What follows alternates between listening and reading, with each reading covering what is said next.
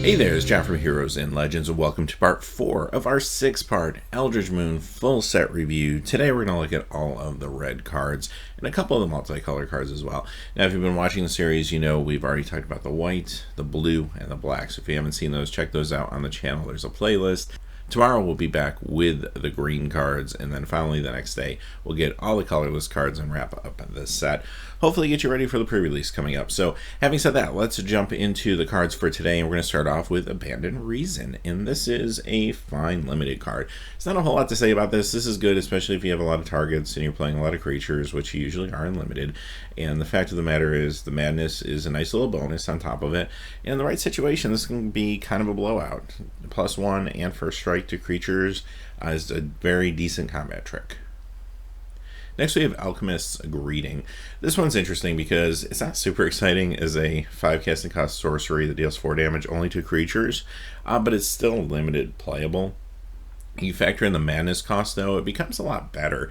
I mean, the fact that there's going to be times you will be able to play this at instant speed for 2, that's actually pretty good. It's just a little inconsistent, but having said that, regardless, it's still going to be fine removal for you in limited.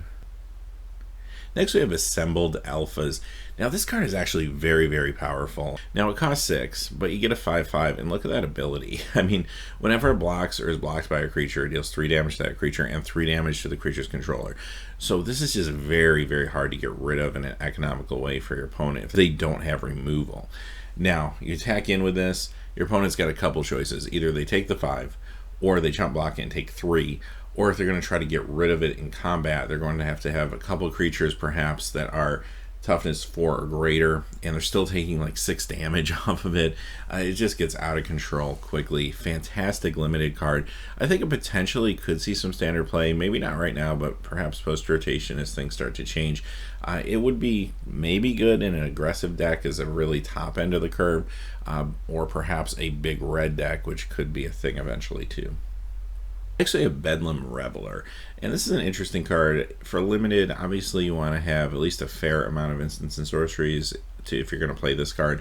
There is a Izzet Tempo burn deck out there that you could be drafting, and it's probably a good card in that deck.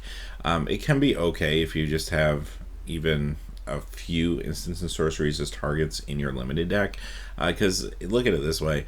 Let's say you get an instant and sorcery. Now it only costs 6 to play. That's not too bad. Now it's only a 3/4, but it does have prowess. I think the ability though does put it over the top. I mean, discarding your hand, drawing 3 cards later in the game when you probably don't have a whole lot of cards in your hand anyway can be really, really good. So I do think it is very limited playable, and it's better in certain limited decks than others, obviously. As far as constructed goes, I don't know, maybe Modern Storm. I would have to try it out and test it, I guess, to see.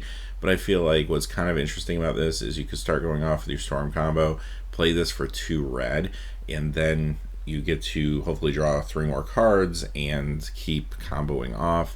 It could be interesting, especially if you're backed in the corner and needed to start your combo and you might not have had all the pieces at that point. I don't know. I don't know if it would be economical enough, but possibly. Next we have Blood Mist, and this is fine and limited if you are running a lot of creatures. It's not as exciting maybe as Uncaged Fury from the previous set. I kind of like that a little bit better because it's more of a surprise. This only works on combat, so you can't use it defensively. But if you're going super aggro, maybe a lot of small creatures, and there is opportunity to draft a deck like that in limited, in red, then yeah, this is going to be okay in that case. Bold Impaler. This is a very good aggressive card. I like this a lot. It's a 1-drop, but you also get a 1/2 out of it. It's a vampire, which does matter, and on top of it, if you're running heavy on mana, you can just start pumping this for the +2 effect. It's actually pretty good. So I think this is fantastic and limited. I think this could definitely see some play in standard. I feel like there's a Boros aggressive deck out there, and this could be a part of that deck potentially. Also, it's worthy to note, as far as limited goes, vampires really are kind of the black-red archetype. They sprinkle madness in. Even though there's not a whole lot of new vampires in this set, there's a few, but still, you are still playing this with Shadows over Innistrad, so there's still a very viable vampire deck that you could get to. Next, we have Borrowed Hostility. This is the first Escalate card of the day, and it's a pretty good limited one. This is the common level 1, so it's not going to be as flashy as some of the others we'll be looking at, but still paying 1 for either of those effects is good and limited, and paying 4 for both of them is also good and limited. Next, we have Brazen Wolves, another good aggressive card. This one costs 3 for a 2/3, and when it attacks in, it's attacking in as a 4/3. A fantastic card in limited, and again, if there is a Boros aggressive deck out there, this could be a part of it. Next, we have Collective Defiance. Now, this is the rare Escalate card, and this one is very strong. So it only costs 3, and the Escalate's only a generic, which I really like considering the modes here are all very good. Doing 4 to a creature and then 3 to opponent's nice, and a lot of decks are looking for that discard your hand and then draw that many cards effect, especially if you have an aggressive deck, you're drawing too heavy on lands. This could be a little bit of an out for you. So I think this is going to be fantastic in limited. I think this will find a home somewhere in standard. I'm not sure exactly where, but I feel like the power level is good enough to get there. Next, we have Conduit of Storms. This one's kind of interesting because it's a 2/3 for 3, which is just fine in limited, and also when you attack in, maybe get a little bonus mana perhaps, and turning it into an Eldrazi for 5 is actually pretty decent too. It doesn't cost all that much, and you get yourself a 5/4, and again when it attacks in, you get a little mana ramp too. It's a fine limited card. It's a beater. It's a little clunky, I think, for standard. Like, it's weird because maybe it wants to be like a ramp deck, but at the same time, when you're attacking in with a creature, you might only get the mana out of it one time. Maybe that's enough, I don't know, but I just feel like it's a little awkward there, but I think it's still good and limited because the stats are good for the amount of mana you're putting into it. Next, we have Deranged Whelp, another good little red beater, and it looks like red's just getting kind of their aggressive vibe back now. In this card, 2/1 for 2 with Menace. It's a wolf. Very, very limited playable. And again, if there's a Boros aggressive deck in standard, it could be in that too. Next, we have Distemper of the Blood. This card is fine and limited. I mean, it's not super exciting. I do like the Madness cost, though. It's cheap, and you could potentially then play it as a combat trick if you have a discard outlet, but you do have to go a little ways to set that up.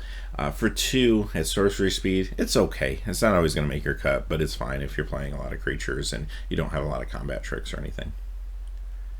Falconwrath Reaver. So this is a red bear, and this is the first time I think we've seen a 2 casting cost, a red and 1 2/2 vanilla creature, which is actually kind of cool. Also, it is a vampire, so that is relevant. Like I said earlier, there is vampire synergies, especially in limited, that you could use. So yeah, this is just a fine limited card. Bears are good. We are a little spoiled maybe because we've seen a lot of bears with upside recently, but this is certainly playable. The 2-drop is maybe the most important spot in your curve in limited, so this will help fill that out. Next, we have Fury Blade Vampire, and this is yet another pretty cheap beater for red. Costs 2. It's a 1/2, but it has trample, and if you discard a card, it gets +3/+0 to end a turn. And hey, vampire decks play around with Madness quite a bit, so that doesn't necessarily have to be a drawback. Again, this is a very good limited card. Perhaps standard playable in a Boros aggressive deck. Just depends on how much Madness is going to be in that deck. And I mean, there's cards like Incorrigible Use out there, so who knows? Potentially could be part of that. Galvanic Bombardment. Now this is a good one. This one's the real deal here. Basically Shock with upside, just a better version of Shock. First time you play it, it's Shock, but if you have one in your graveyard already, it becomes a Lightning Bolt, and if you have another one in your graveyard, it's better than the Lightning Bolt. So this is a fantastic card. It's going to be awesome for you in limited. It is going to be a card that will see play, no doubt, in standard. It's just fantastic. I think this could potentially see modern and even legacy play too. It's really that good. Alright, we have our Meld cards for the day. This is actually the 3rd grouping we're looking at and the last grouping for the set. And this might be my favorite, and I'll tell you why. Both of the pieces that make the big, huge, awesome card are both really, really good. Now, they're both rares, so in limited, it's going to be hard to get them both. But if it ever happens, it will be awesome, right? But let's talk about these cards individually, and then we'll talk about the Meld card. First off, the Hanweir Battlements. That's awesome. This is a great land for a aggressive deck. It's exactly what it wants to do. You pay a red, and you give target creature haste, so the creature you cast out can just keep attacking in with the rest of the team. That's fantastic. This will definitely see play in Standard again. If there's a Boros aggressive deck out there, this will want to be part of it. And it's going to be good for you in Limited if you're on that aggressive red build as well. The next card, Hanweir Garrison, another great aggressive card. 3 for a 2/3, but when it attacks in, you get 2 1/1 red humans attacking at the same time. That's great. It just builds up your whole base of tokens. It just lets you keep attacking in. It could be considered maybe a little bit fragile as a 2/3. However, if you have some combat tricks or something to keep it alive and you just net, I don't know, 4 or 6 humans out of the deal, you're probably in a commanding position at that point. Now, you do have to pay 5 and have the 2 cards, obviously, for it to meld. But when it does, you get a 7/4 trample haste, and every time it attacks, you get 2 3/2 Eldrazi Horrors into play attacking. So it's kind of a ramp up on the previous card, the Hanweir Garrison. There's a point where you just might not even need to do that. I mean, you might have the other 2 cards out and you're just winning. So it's nice to have the option, and hey, it's really, really strong if you need it. But you might already just plain be winning, and you don't necessarily want to set yourself up for a 2-for-1 if you don't need to. Now, if you're trying to turn the corner, then yeah, you're going to be a little more risky to get the reward. And yes, it's a great card regardless. It's going to get in there and do some work for you. So yeah, like I said, I think this is my favorite combination just because the first 2 cards are just so very playable. I like this one a lot. Comparing it to the others, the white ones, of course, one of the angels was really good and one felt a little slower and clunkier. The black, I felt like I was paying a little too much for the individual cards, although there's a nice little combo there where if the rats go to the graveyard, the other card can get the rats out, which is nice. But I still feel like I'm overpaying for those cards. This time around, I feel like these are just awesome cards, even if they didn't meld. All right, next let's talk about Harmless Offering. This one's awesome. They are amazing, first off. I'll point that out. Every time I look at it, I see more stuff going on. It's incredible. So, spiritually, this is a successor to Donate, which kind of a big deal. A red quasi version of Donate, and this was a card that was on the reserve list, right? And it's very powerful. It can do a lot of stuff. So let's first talk about Standard. The most obvious combo with this is Demonic Pact. And I don't know, can someone make it work? There are some control elements now out there in blue, so maybe there's a possibility of making a combo deck like that viable. It would be tough because this is a very aggressive, fast metagame. But again, I'd like to kind of try it out and see what could be brewed out there. I'm sure a lot of people are already working on it. I also kind of joked the other day about there could be a deck with like this Demonic Pact and like Tree of Perdition and Triskaidekaphobia, and it's just this control kind of weird combo deck.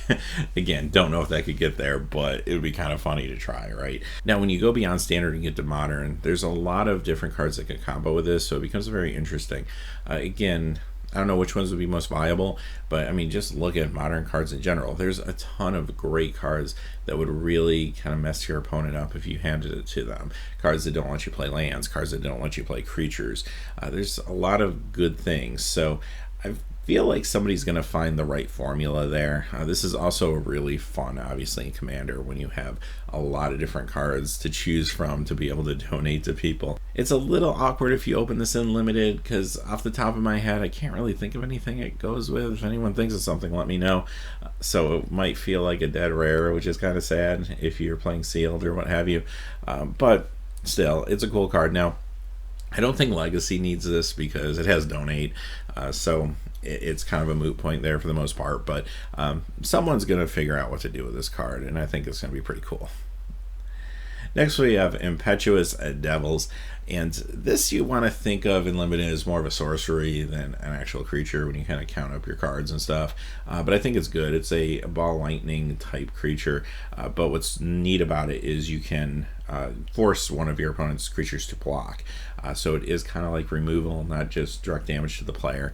So I like this card a lot, actually. I think this is a very, very good Limited card. It could potentially even see Standard play if there's a real aggressive deck in red or red-white out there that is looking for something that's a little more mid-rangey, or even a big red deck could play this. Incendiary Flow. Okay, so first off, it's not Lightning Strike. I know it's in sorcery, not an instant, but it's still very good. And sometimes that exile will matter. So I do think this is fantastic for you in limited. This will see standard play just because I think it's good enough to get there. Even if it's not Lightning Strike, it's still very, very strong. Insatiable Gorgers. I'm always a sucker for these forecasting cost 5/3s that have to attack every turn, the kind of juggernaut style of cards. I think they're just good enough in limited. I mean, at the very least, they trade for something usually of at least some significance, a 3 power or higher creature. Also, this one has this madness cost for red and 3, so you might be able to kind of sneak it into play as a flash effect almost if you have a discard outlet, and it might be a nice little combat trick too. So I do like this for limited. Make Mischief, and this is a sideboard card for limited. It's probably not starting in your 23, but if your opponent has some 1 toughness creatures you want to deal with, you could always sign it in. I do think it's interesting that they had this sub-theme of these devil tokens. Seemed like it could have been kind of cool, but it didn't really go anywhere. Maybe it would have been too powerful if it was too easy to get these tokens. I don't know. It was play tested and got watered down. Seems like it could be quite good, right? So kind of sad that it didn't get to maybe where it could have gotten to. Next we have Mirror Wing Dragon. This one's a mythic, and this is quite good. Now you look at this, cost 5 for a 4/5 dragon with flying, and those are pretty good stats. I think we've been a little spoiled by dragons though in the last few years. Like, you kind of look at this and want it to have haste and it doesn't. But I do think the effect is just so good that maybe it doesn't even need haste. First off, if your opponent is trying to get rid of it with removal, they may be hurting their own board state quite a bit. It just depends on what they have for removal. Now, obviously, the kryptonite for this card is Clip Wings. They could really hurt this card and not hurt your opponent in some circumstances. But other forms of removal could also potentially set your opponent back quite a bit. Also, on the flip side, you can use this to pump it, to use a combat trick, whatever, and it hits your whole team. That's pretty amazing, and that's why I say it might not even need haste. Let's say this is the top end of an aggro Boros deck, for example, and you have a lot of those little creatures out there ready to attack. You play this and you play a cheap combat trick and then attack in. That's just good enough probably. So I think this is the real deal. This is a good card. Obviously it's a bomb and limited. I really like it there, and I do think this could potentially be the card that makes people want to think about Boros as opposed to just sticking with just white or even white-green. Nahiri's Wrath. Now this card is interesting. There's been a lot of controversy about this one since it was previewed. It is a mythic rare, and let's talk through this real quick. First off, it costs 3. You're casting this card, and to get any sort of value out of it, you have to discard at least 1 card. That on paper does not feel good, right? Let's say your opponent has 1 decent threat out there. To get rid of it, you have to play this card, throw something else away. You got rid of the big threat, but now you just got 2 for 1. Doesn't feel really good, right? However, there's other circumstances where this card becomes a lot better. Let's say your opponent is playing a go wide or an aggressive deck. Let's say they have 5 small creatures out. They've been getting in for a little bit of damage, and you're at the point where you can play this card, maybe dump a 5 casting cost card in the graveyard, hit all 5 of those creatures, and you got some value there because now you just are actually up 3 cards from your opponent. Now, that's quasi card advantage because those creatures have already been on the board and perhaps they've already done some damage to you. Maybe your opponent got their money's worth out of them already. But on some level, you are getting some card advantage, so it's worth noting that. Now, here's why I think this card is actually good. The meta right now in Standard is all about a lot of creatures and just being super aggressive and super fast. For any other decks to really thrive, they're going to need to sweep the board basically, and this is a way to do it. And you can craft your deck in such a way that this card isn't as much of a disadvantage as it sometimes appears to be on paper, right? So you can do that by using madness cards. That's probably the best way to do it. You can do that by using cards that are going to help towards another end, and that could be anything from delirium to cards that can be played from your graveyard or returned from the graveyard to your hand or have an ability in the graveyard. So I think that there's decks that are going to want to play this. Now, it might be out of the sideboard because this is a great card against like zoo style beat down aggressive decks, but it's not going to be good obviously against a lot of different other types of decks. So I think this could be a standard card, probably out of the sideboard. I think this could be a modern card actually, probably out of the sideboard again. But yeah, and as far as limited goes, it's fine and limited. I don't think it's that bad, especially if you have some madness cards to play around it. It can actually be quite good. So keep an eye on this one. I do think it's a good card. I do think there's times it's not going to be good, but I think in general it's going to be a good card. Otherworldly Outburst. I think this is okay and limited. It's cheap, that's good. And if you have a creature that's going to die anyway from, say, like pinpoint removal, you throw this out there and then you get yourself a 3/2. That's good in the early portion of the game, maybe not so great in the mid to late game, and that's why this card is a little shaky for me. Yeah, if I'm going super aggressive and I'm all in on that, I might run 1 or 2 of these in my deck in limited, but a lot of times I don't see it making my cut. Next we have Prophetic Ravings. I actually like this card.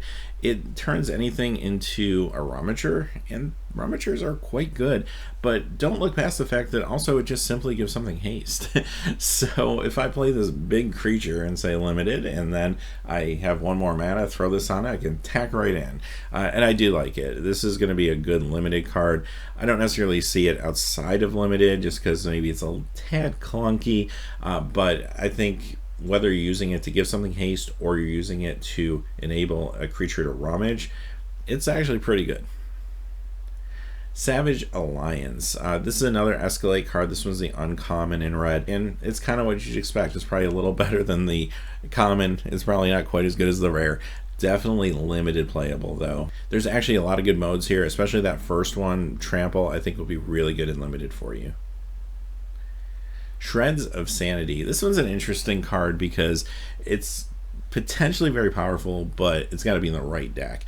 So for example, let's talk about limited first. I mean, it's always great to pull cards back from your graveyard. And again, if you're playing with a lot of madness or something, that discard is not necessarily a disadvantage.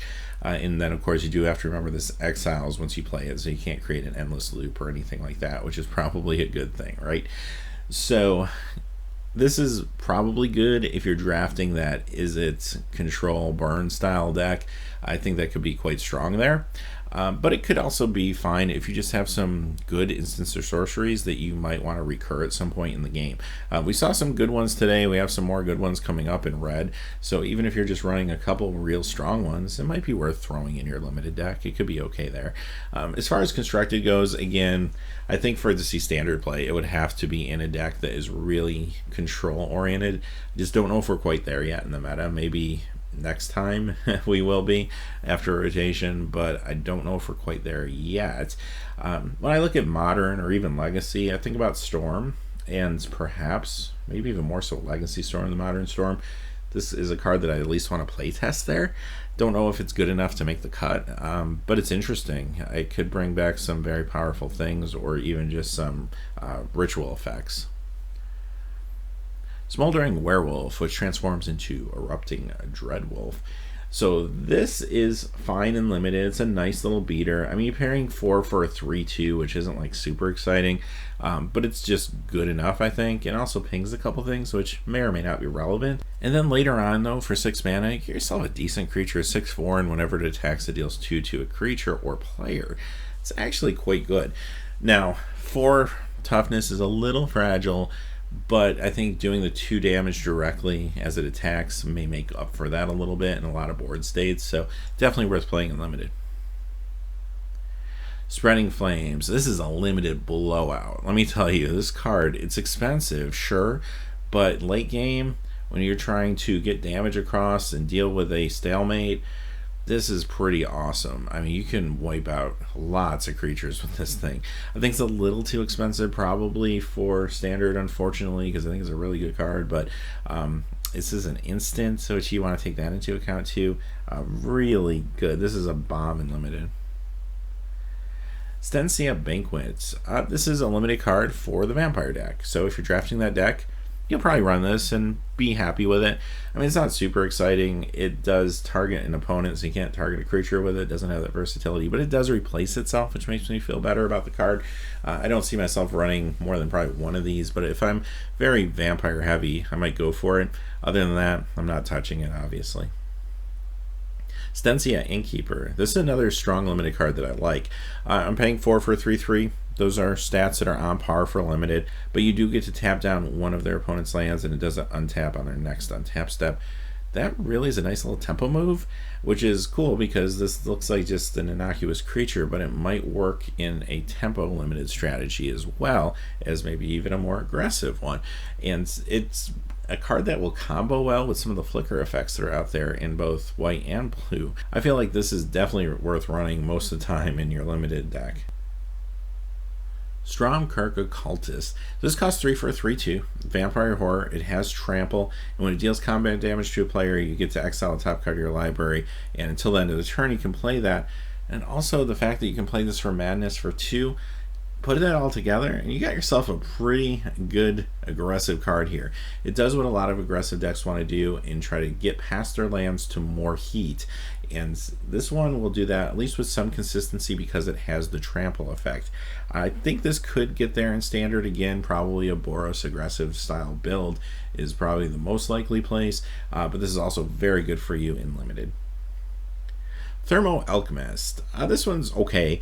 Again, if you're all in on that Is It tempo, which if you draft that deck, you're using a lot of burn, you're using some control magic, yeah, this thing will be okay for you. It'd be nice if it could ping creatures. It just gets opponents, but it does untap relatively easily in that style deck, and it's still a 0/3 blocker, so it's a thing. It's not always going to make your cut. In fact, it's probably only going to make your cut in that style of deck specifically, but it's fine if you're playing that. Vildan Pack Outcast, which transforms into Drone Pack Kindred.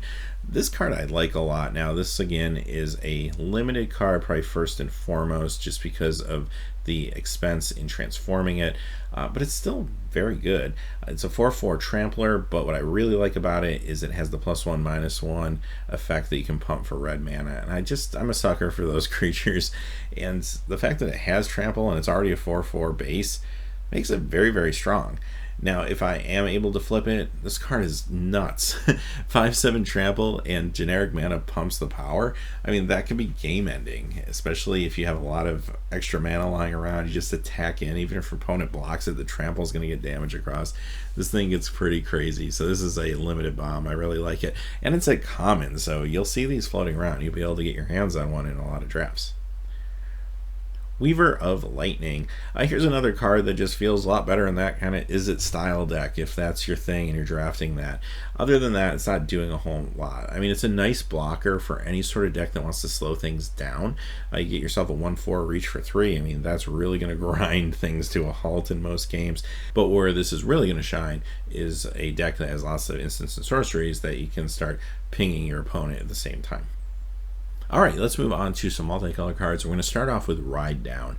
Now, this is a reprint. It was originally from Khans of Tarkir, which wasn't that long ago. Many of you probably remember playing with this card, and you know it's actually very good. It's real cheap. It's a nice situational combat trick, which also is removal. This card got a lot of play in Khans Limited, and I think, again, if a Boros deck can make it into Standard, this could be a part of it as well. Alright, our last card of the day, it's another controversial one, is Ulrich of the Krellin Horde, which transforms into Ulrich Uncontested Alpha. Alright, so let me tell you the story of this card, and it's a Mythic, of course. The problem with this card is, this is a card that the community has really wanted for a long time. It's a legendary werewolf. It could be a commander, obviously, in werewolf commander decks. I think a lot of players were looking for that. And this card kind of dropped with a lot of anticipation, a lot of excitement, and you look at it and you get a 4/4 for 5. You can't help but be a little disappointed by that. But let's look at the full story here. Okay, I get a 4/4 for 5. Now when it comes into play or it transforms back, I get to give something +4/+4. Okay, that's okay. And then when I flip it, it's a 6/6. I get to fight a creature. Oh, that's good, but it can't be a werewolf. Well, that's not so good. So that's the problem with this card. It has this moment of, okay, that's good, but that part's not so good, but that's good, but that's not so good. it just feels a little underwhelming for what I think everybody was really hoping for when it came to getting a legendary werewolf, and I kind of agree. It's not a bad card. It's very playable in limited. It's great in limited. It's very playable in commander, even as a commander for a werewolf deck.